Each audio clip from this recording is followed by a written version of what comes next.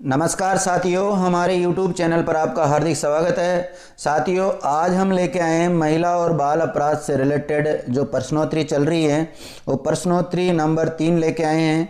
तो आप देखिएगा, इसमें जितने भी प्रश्न हल करवाए जा रहे हैं आप अपना मूल्यांकन कीजिए इनको देखते हुए।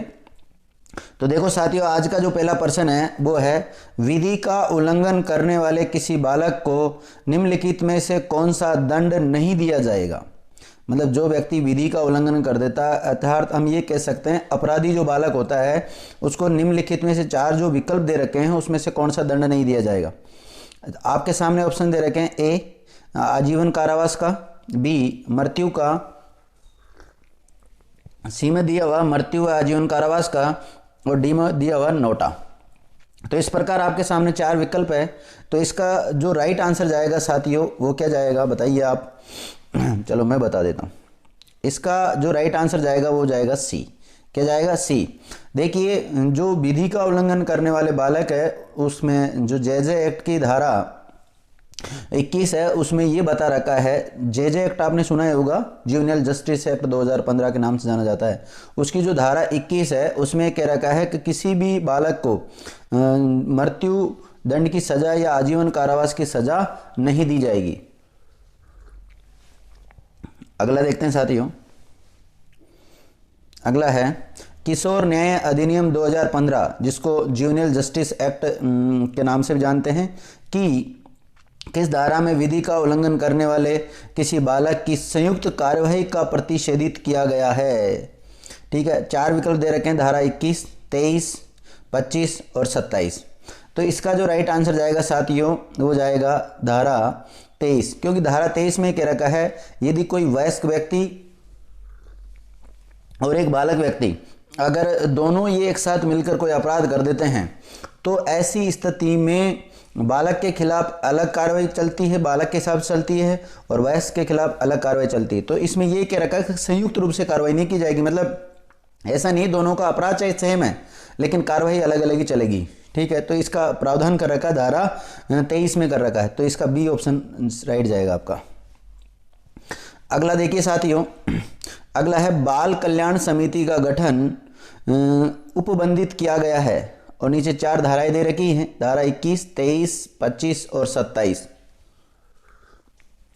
तो इसका राइट आंसर जाएगा साथियों डी। क्या जाएगा? डी, धारा 27, क्योंकि धारा 27 में बाल कल्याण समिति के गठन का प्रावधान कर रखा है। तो इसलिए इसका जो राइट आंसर जाएगा वो क्या चल जाएगा? डी चला जाएगा। चलो अगला प्रश्न देखते हैं साथियों। अगला प्रश्न है, बाल कल्याण समिति 1 मास में यानी कि 1 महीने में कम से कम कितनी बैठकें करेगी। ये जो आपको बैठकों की संख्या दे रखी नीचे 5, 15, 20 या 25।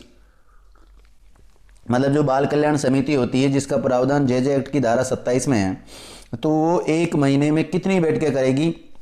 वो जो 4 विकल्प दे रखे हैं आपके सामने, 5, 15, 20 या 25 बैठक। कितनी बैठक करनी चाहिए 1 महीने में? तो 1 महीने में साथियों वो 20 बैठक तो करना अनिवार्य होगा। कितना? 20 बैठक करना अनिवार्य होगा। चलो अगला प्रश्न देखते हैं। अगला प्रश्न है, किसी संस्था के रजिस्ट्रीकरण की अवधि होगी। नीचे 4 विकल्प दे रखे हैं, 3, 5, 10 या आजीवन। कितने वर्ष मतलब उसकी अवधि होती है। तो आपके सामने विकल्प दे रखे हैं, तो आप बताइए राइट आंसर क्या जाएगा। मैं बता देता हूं साथियों, इसका राइट आंसर जाएगा बी। कितना होगा? 5 वर्ष के लिए अवधि होती है एक बार। ठीक है, अगला प्रश्न देखते हैं साथियों। अगला प्रश्न है, बालकों से संबंधित रेल पुलिस किस में शामिल है। ए ऑप्शन दे रखा है बाल कल्याण पुलिस अधिकारी में, बी दे रखा है सामान्य पुलिस बल में, सी दे रखा है विशेष किशोर पुलिस एकक में, और डी ऑप्शन है उपयुक्त में से कोई नहीं। तो जो आपका राइट आंसर जाएगा साथियों वो क्या जाएगा? विशेष किशोर पुलिस एकक। कौन सा जाएगा इसका? विशेष किशोर पुलिस एकक में जाएगा। आपने धारा 107 पढ़ी होगी जेजे एक्ट की, और नहीं पढ़ी तो उसको देख लेना, आपको पता चल जाएगा कि रेल पुलिस को विशेष किशोर पुलिस एकक में क्यों शामिल किया गया है। अगला देखते हैं। अगला प्रश्न देखिए साथियों। अगला प्रश्न हमारा, बाल कल्याण समिति जिसका उल्लेख धारा 27 में है, अथवा बोर्ड यानी किशोर न्याय बोर्ड से लिया गया है। यहाँ पे पारित आदेश की अपील की जा सकेगी, मतलब कितने दिन के भीतर अपील की जा सकेगी इसके बारे में बोल रखा है। तो साथियों मैं बता देता हूं, आपने जेजे एक्ट की धारा 101, कौन सी धारा 101, उसमें देखा होगा अपील का प्रावधान है। तो ये अपील का जो प्रावधान है 45 दिन के भीतर बालक न्यायालय में इनके विरुद्ध क्या की जा सकती है, अपील की जा सकती है। देखिए जो बोर्ड होता है, बोर्ड के खिलाफ तो अपील होती है, वो कहाँ पर होती है, बालक न्यायालय में होती है। लेकिन जो बाल कल्याण समिति के खिलाफ जो अपील की जाती है, वो अपील की जाती है मजिस्ट्रेट के समक्ष। ठीक है, अगला देखो 8वें नंबर का जो प्रश्न है, इसको देखिए। निम्नलिखित में से कौन सा कथन घरेलू हिंसा से महिलाओं का संरक्षण अधिनियम 2005 के संदर्भ में सत्य है? आपके सामने जो विकल्प दे रखे हैं उसमें से आपको सत्य छांटना, ध्यान रखना राइट कौन सा है इसमें से। तो देखिए पहला ऑप्शन है ए में, भारत गणराज्य के 56वें वर्ष में उक्त अधिनियम निर्मित हुआ। मतलब जो घरेलू हिंसा से महिलाओं का संरक्षण अधिनियम 2005 बना हुआ है, ये क्या निर्मित भारत जब गणतंत्र हुआ उसके 56वें वर्ष में अधिनियमित हुआ, क्या ये सही है, देखना पड़ेगा। बी में दे रखा है, इस अधिनियम में महिलाओं के अधिकारों को प्रभावी संरक्षण प्रदान किया जाता है। सी ऑप्शन में दे रखा है, अधिनियम परिवार के भीतर होने वाली किसी भी प्रकार की हिंसा का शिकार महिलाओं के लिए है। डी, सभी कथन सत्य हैं। तो आपका जो राइट आंसर जाएगा वो क्या जाएगा, डी। 8वें नंबर जो प्रश्न है उसका उत्तर क्या होगा साथियों, डी होगा। क्या होगा, डी बिल्कुल राइट है। नेक्स्ट देखते हैं, अगला प्रश्न है साथियों, घरेलू हिंसा अधिनियम 2005 कब प्रभाव में आया? 4 विकल्प दे रखे आपके सामने, 26 अक्टूबर 2006, 26 सितंबर 2006, 26 अगस्त 2006 और 26 मार्च 2006। तो इस प्रकार इसका जो राइट आंसर जाएगा 26 अक्टूबर 2006 जाएगा, क्योंकि घरेलू हिंसा अधिनियम 2005 ये साथियों जो बना था, बनने को तो 13 सितंबर 2005 को बन गया था। कब बन गया था, 13 सितंबर 2005 को बन गया था। लेकिन जो केंद्रीय महिला और बाल विकास मंत्रालय है, उसने 17 अक्टूबर 2006 को एक गजट नोटिफिकेशन जारी किया था, और उस गजट नोटिफिकेशन में ये कहा था कि जो घरेलू हिंसा अधिनियम 2005 है, ये 26 अक्टूबर 2006 से इसको प्रभावी समझा जाएगा संपूर्ण रूप से। ठीक है, तो मतलब इसका जो राइट आंसर जाएगा वो क्या चला जाएगा, ए। ठीक है, ए जिन विद्यार्थियों ने किया उनका बिल्कुल सही है। देखो विद्यार्थियों, अगला जो प्रश्न है वो है, बाल श्रम अधिनियम किस संगठन के प्रावधानों के अनुरूप है? साथियों मैं आपको बता देता हूं, इसमें टोटल मैं लगभग 30 प्रश्न लेके आया हूं, और कोशिश ये कर रहा हूं जो कंटेंट मैंने आपको ऑफलाइन प्रोवाइड करे हैं उनसे बाहर नहीं जाएंगे, और फिर भी अगर जैसे थोड़ा बहुत कंटेंट बाहर जाते हैं तो वो आपको प्रश्नों के मार्फत आपको मिल जाएंगे। ठीक है, अगला देखते हैं, बाल श्रम अधिनियम किस संगठन के प्रावधानों के अनुरूप है? बाल श्रम अधिनियम किस संगठन के प्रावधानों के अनुरूप है? 4 विकल्प दे रखे हैं, वर्ल्ड बैंक, यूनिसेफ, अंतर्राष्ट्रीय श्रम संगठन, और जिसका नाम आपने सुना होगा ILO, इंटरनेशनल लेबर ऑर्गेनाइजेशन, और डी में दे रखा है ADB, एशियन डेवलपमेंट बैंक है इसका नाम। तो इसका मतलब राइट आंसर जो जाएगा साथियों मैं बता देता हूं, इसका राइट आंसर जाएगा सी। क्या जाएगा, सी, ILO, यानी कि इंटरनेशनल लेबर ऑर्गेनाइजेशन, हिंदी में इसी को बोलते हैं अंतर्राष्ट्रीय श्रम संगठन बोलते हैं। ठीक है, अगला प्रश्न देखो साथियों, अगला प्रश्न है 11वें नंबर का, अनुच्छेद 24 में शामिल है। 4 विकल्प दे रखे हैं, मानव का दुर्व्यापार, कारखानों में बच्चों की नियुक्ति का निषेध, बाल श्रम को रोकने के लिए राज्यों का निर्देश, और उपयुक्त में से कोई नहीं। तो जो इसका राइट आंसर जाएगा वो जाएगा बी। क्या जाएगा, बी। नेक्स्ट देखते हैं, अनुच्छेद 23 के अंतर्गत शामिल है, मानव के दुर्व्यापार को रोकना, बाल श्रम का निषेध, दोनों नहीं। तो जो इसका राइट आंसर जाएगा साथियों, इसमें भी क्या जाएगा, दोनों ही है इसमें। चलो अगला प्रश्न देखते हैं। अगला प्रश्न है, 2012 से पहले बाल यौन शोषण को किसके अंतर्गत शामिल किया जाता था? मतलब आप ये कह सकते हैं जो पॉक्सो एक्ट वगैरह जो नहीं बना था, उससे पहले भी क्या अगर ऐसे अपराध होते थे तो क्या उन अपराधियों को सज़ा नहीं मिलती थी? हाँ मिलती थी, लेकिन कौन सी धाराओं के तहत उनके खिलाफ कार्रवाई की जाती थी, वो कौन कौन सी धाराएं हैं वो आपको पता होनी चाहिए। तो साथियों मैं बता देता हूँ आपको, धारा 375 में है बलात्कार की डेफिनेशन, 354 जो छेड़छाड़ वाली है, और 377 प्रकृति के विरुद्ध कोई मैथुन करता है तो, और डी में दे रखा उपयुक्त सभी, और ये में दे रखा नोटा। मतलब ये जो 4 विकल्प दिए ऊपर ये सारे गलत हैं। तो इस प्रकार जो आपका राइट आंसर जाएगा वो क्या जाएगा? डी, यानी कि उपयुक्त सभी। ऊपर की 3 धारा जो दे रखी 375, 54 और 377, ये पूरी की पूरी यौन शोषण से संबंधित है। 2012 से पहले इन सभी धाराओं के तहत कार्रवाई होती थी। अगला देखो, पॉक्सो एक्ट 2012, देखिए protection of children from sexual offence act 2012 का जो बना हुआ है, जिसको लैंगिक अपराधों से बालकों का संरक्षण अधिनियम 2012 के नाम से भी जाना जाता है, उसकी जो नोडल एजेंसी है वो कौन है? केंद्र सरकार है, राज्य सरकार है, या महिला एवं बाल विकास मंत्रालय है, या सभी है, या नोटा। जो इसका साथियों जो आंसर जाएगा वो जाएगा सी। क्या जाएगा? सी। केंद्रीय महिला और बाल विकास जो मंत्रालय होता है वो इसकी एक नोडल एजेंसी के रूप में काम करता है। अगला देखते हैं साथियों, पॉक्सो अधिनियम में सम्मिलित है। साथियों पॉक्सो आपको दिख रहा POSO, यानी protection of children from sexual offence 2012 का कानून है। कब का है? 2012 का। पॉक्सो अधिनियम में सम्मिलित है। 4 विकल्प दे रखे हैं, केवल लड़के, केवल लड़कियां, लड़के व लड़कियां दोनों, और सभी जेंडर। तो कौन से बालक इसमें शामिल होते हैं? तो मैं आपकी नॉलेज के लिए बता देता हूँ, इसमें जो राइट आंसर जाएगा वो जाएगा डी। चाहे वो कोई से भी जेंडर का बालक हो, लड़की हो लड़का हो, बस 18 वर्ष से कम उम्र का होना चाहिए, तो उसको पॉक्सो अधिनियम में शामिल किया है एज ए बालक के रूप में। इसमें एज ए बालक के रूप में उसको शामिल किया गया है। ठीक है, अगला देखते हैं 16वें नंबर का प्रश्न। यह है साथियों, मी टू मूवमेंट संबंधित है।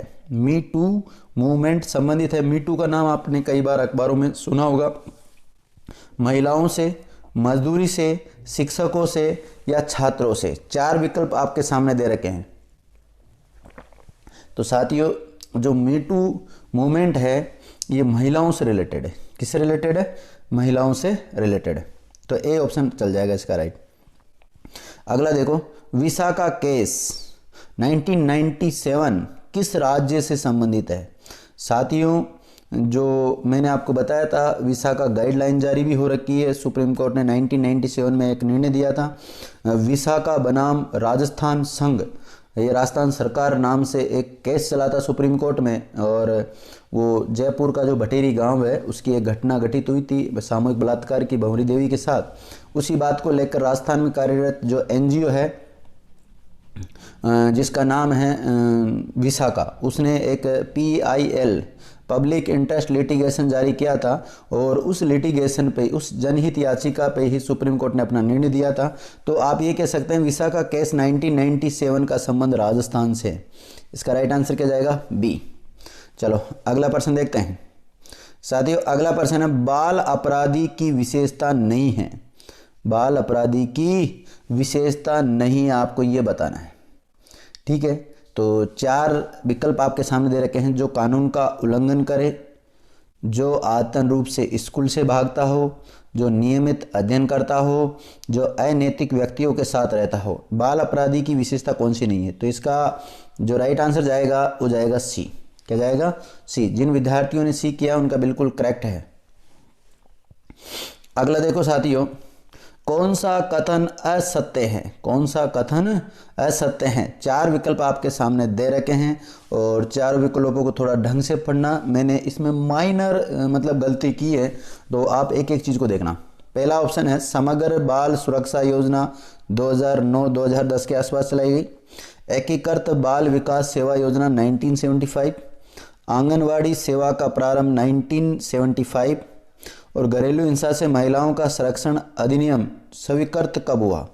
और इसमें जो डेट दे रखी है 15 सितंबर 2005 और ये ऑप्शन दे रखा नोटा। मतलब ये जितने भी विकल्प दे रखे हैं इस कोई सा भी सुमेलित नहीं है।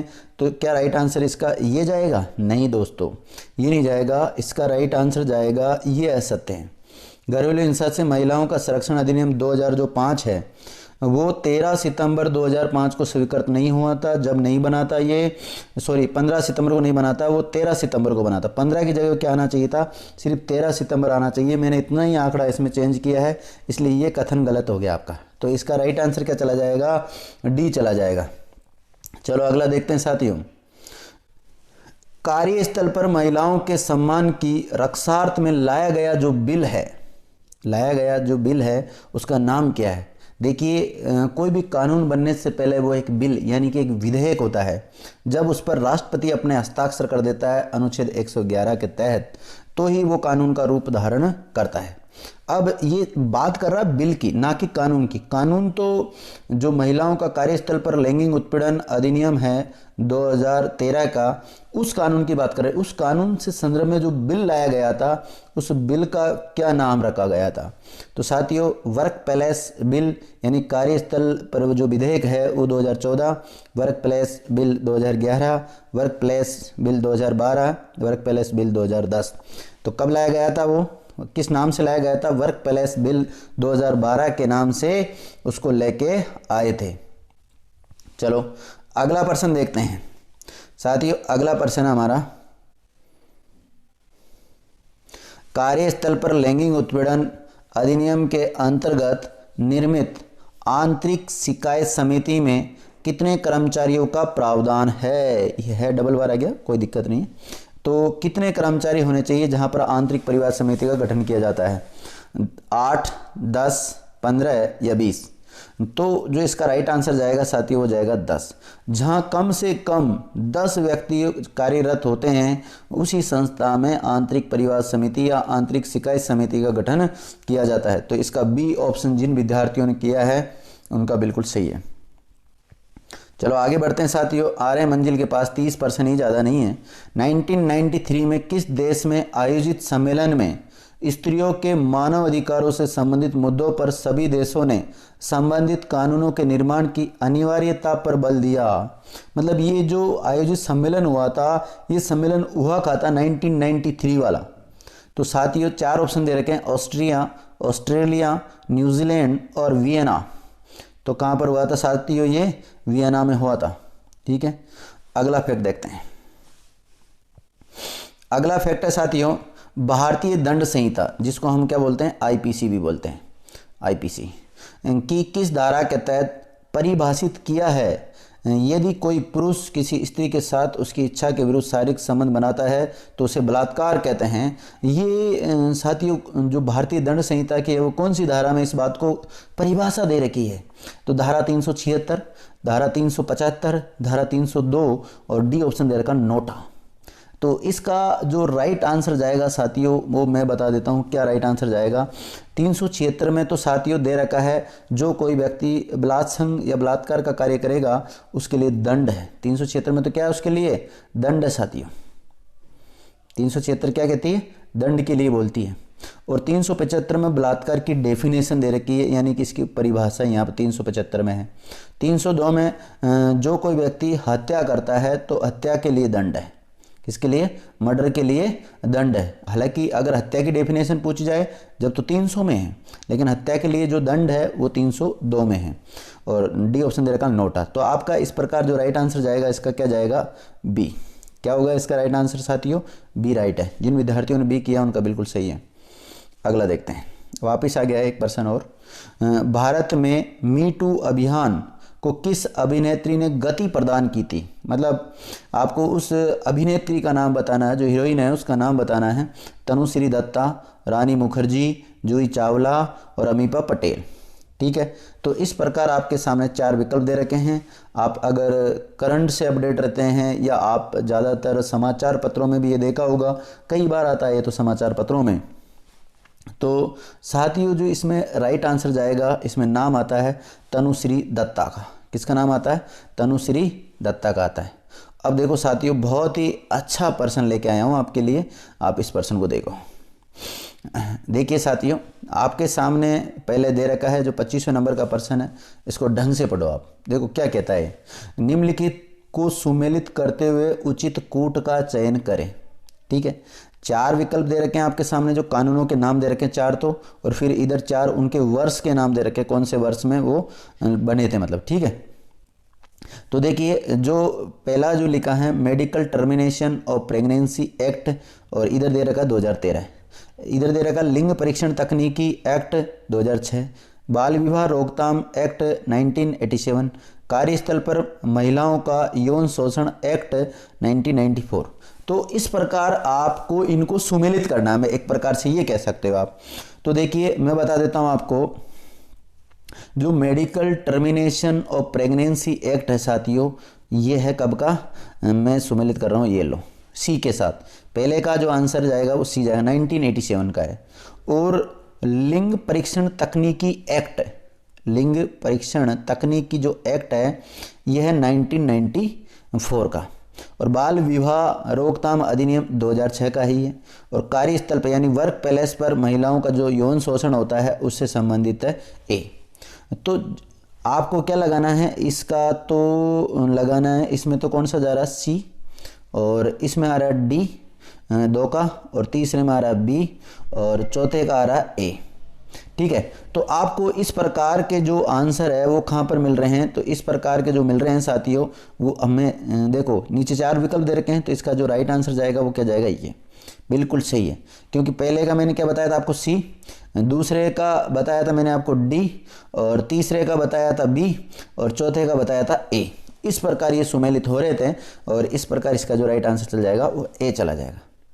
तो एक पर्सन के साथ आपके बहुत सारे पर्सन हल हो रहे हैं, आपको काफ़ी कंटेंट देने की कोशिश कर रहा हूं मैं। अगला देखो, महिलाओं के विरुद्ध पारिवारिक हिंसा का प्रकार है। महिलाओं के विरुद्ध जो पारिवारिक कुटुंब जो हिंसा होती है, घरेलू हिंसा होती है, वो कौन सा प्रकार है। मतलब देखिए आपके सामने 4 विकल्प दे रखे हैं, इन 4 विकल्प को देखो, 5 ही दे रखे हैं, 4 क्या। तो देखिए, कामकाजी महिलाएं एवं हिंसा, विधवाओं के विरुद्ध हिंसा, पत्नियों के विरुद्ध हिंसा, और उपयुक्त सभी या नोटा, कोई सा भी ऑप्शन सही नहीं है। तो इसका बिल्कुल राइट आंसर जाएगा डी, उपयुक्त सभी पारिवारिक हिंसा के टाइप है सब। ठीक है, नेक्स्ट देखते हैं। देखिए, मीटू अभियान की शुरुआत कब हुई, मीटू अभियान की शुरुआत कब हुई, और 4 विकल्प आपके सामने दे रखे हैं, अक्टूबर 2017, अक्टूबर 2016, जनवरी 2019, जनवरी 2015। तो जो इसका राइट आंसर जाएगा साथियों वो क्या जाएगा, ए। क्या जाएगा, ए इसका बिल्कुल राइट आंसर चला जाएगा। अगला देखो, दुष्कर्म की सजा में क्रांतिकारी परिवर्तन लाने वाली घटना जिसको निर्भया हत्याकांड किस वर्ष घटित हुआ। तो आपको इसका वर्ष बताना साथियों, और नीचे आपके सामने 4 विकल्प दे रखे हैं, 2011, 2012 और 2010, 2013। तो जो इसका राइट आंसर जाएगा वो 2012 जाएगा। जो निर्भया हत्याकांड दिल्ली में घटित हुआ था, कहाँ पर घटित हुआ था साथियों, दिल्ली, जो कि हमारा एक केंद्र शासित प्रदेश है, वहाँ पर हुआ था। सर्दियों के समय हुई थी ऐसी घटना। चलो अगला जो पर्सन आता है 29वें नंबर का, वो देखिए साथियों, बाल श्रम को रोकने हेतु कानूनी प्रावधान में बाल श्रम अधिनियम कब बनाया गया। तो आपको इसका सन पता होना चाहिए, 1986। क्या जाएगा, 1986 इसका राइट आंसर चला जाएगा। चलो अगला प्रश्न देखते हैं। बाल श्रम अधिनियम में किस वर्ष से कम उम्र के बच्चों से कार्य करवाने को संज्ञेय अपराध माना गया है। संज्ञेय अपराध उनको कहते हैं जिसमें पुलिस बिना वारंट की गिरफ्तार कर लेती है, उन्हें संज्ञेय कहते हैं। एक संज्ञेय होता है, एक असंज्ञेय होता है। संज्ञेय और असंज्ञेय अपराध को सीआरपीसी, किसकी, सीआरपीसी यानी कोड ऑफ क्रिमिनल प्रोसीजर यानी कि दंड प्रक्रिया संहिता 1973-74 का जो संहिता है उसमें परिभाषित कर रखा है कि संज्ञेय अपराध कौन से हैं, असंज्ञेय अपराध कौन से हैं। इसकी जो धारा 2 है उसमें बिल्कुल स्पष्ट शब्दों में बता रखा है। इसमें संज्ञेय अपराध माना जाएगा वो कौन सी उम्र के बच्चे होंगे, तो इसका राइट आंसर जाएगा साथियों ए। क्या चल जाएगा, ए। तो इस प्रकार ये आपके 30 प्रश्न आज के हल हुए। आपको हमारा ये जो कंटेंट है ये कैसा लगा? अगर अच्छा लगा है तो आप इसको लाइक कीजिए और अधिक से अधिक आपके दोस्तों के साथ इसको शेयर कर दीजिए। और अब तक आपने हमारे चैनल को सब्सक्राइब नहीं किया है तो इसको सब्सक्राइब कर लो और अपने यार दोस्तों के साथ भी इसको शेयर करो, जिससे इसके सब्सक्राइबर बढ़े, हम मोटिवेट हो सकें। तो आपके लिए अगली बार और अच्छे कंटेंट लेके आएंगे। Thank you Mitra.